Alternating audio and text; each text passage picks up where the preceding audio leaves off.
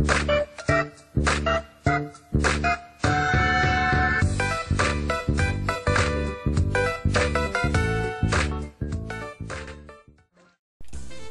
has been in dozens of platforming games in his past, but none on a portable system have been both original and 3D. But that changed as Nintendo strived with their 3D handheld to make a 3D Mario, and in both ways you're thinking, was it good enough to stand up against the 3D console games? Let's find out. Bowser has caused a few problems this time. Not only did he take Princess Peach away, but he's also taken all the Tanuki leaves from the Tanuki tree and used them to make him and his army Tanukified. Wow, that's a lot of Tanukis. Of course, it's up to Mario to save the day yet again. The graphics here are maybe the system's best yet. The game looks exactly like a console game. The 3D is also probably the first to be incorporated into the game itself. Not only is it spectacular, but you can also change the setting mid-platform to make the 3D pop out or sink in. Some points of the game even benefit from the 3D, making it easier to see the layering of a puzzle. The music is also very fun. There isn't too much variety like in the console games, but it still sounds awesome. The controls are also spot on. You'll move Mario with the circle pad, use A or B to jump, X or Y to run, and L or R to crouch and make long and high jumps and rolls. While in Tanuki form, hold the jump button to slow your descent, and X or Y to spin your tail, or to throw a boomerang with the boomerang suit. And holding the jump button in the propeller box causes a burst of height and a slower descent. Hitting up or down on the D-pad in levels changes the 3D depth of pop out or sink in. Everything is responsive, and I had no control issues during the game. You'll obviously be going from level to level, platforming your way to the flagpole. And this isn't a normal 2D Mario platformer. The 3D in the title should have tipped you off, I think. You're given a full 360-degree control during the levels, while also given different points of view from overhead to profile to third person, and everything is 3D.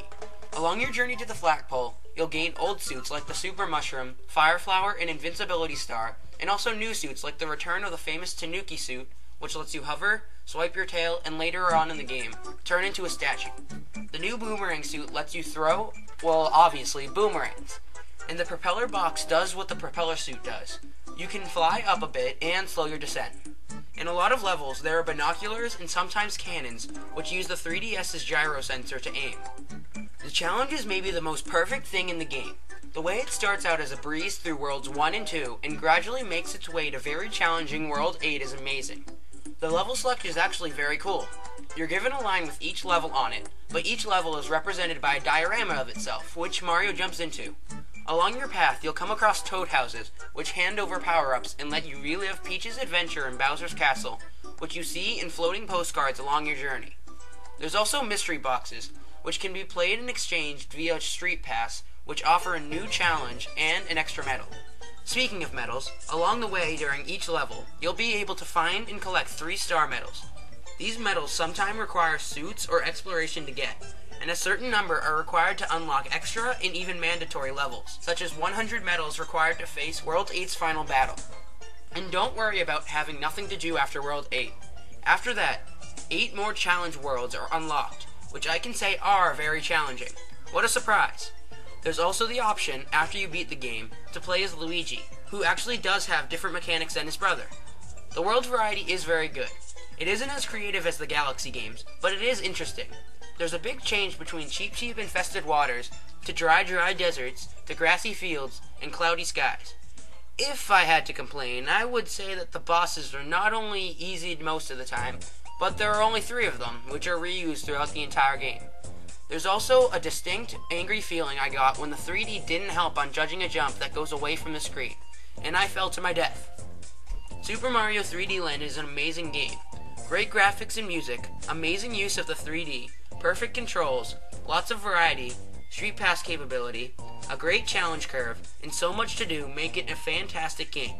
However, the same 3 bosses are recycled throughout the game, and sometimes not even the 3D could make an away-from-screen jump easier. But overall, this is an outstanding game. The game gets a 4.5 out of 5, the title of amazing, and a way to play of a definite buy. Before, the only reason to own the 3DS was for cool 3D effects, augmented reality, and 3D remakes. But now, the 3DS has an original reason to be owned, and that's Mario. You should definitely pick it up now. Those who stuck out this long, Just remember that the other half of this month is going to have 3 Zelda countdowns, a Zelda DS review, and on the 27th, a review of The Legend of Zelda Skyward Sword. So I hope you stick around.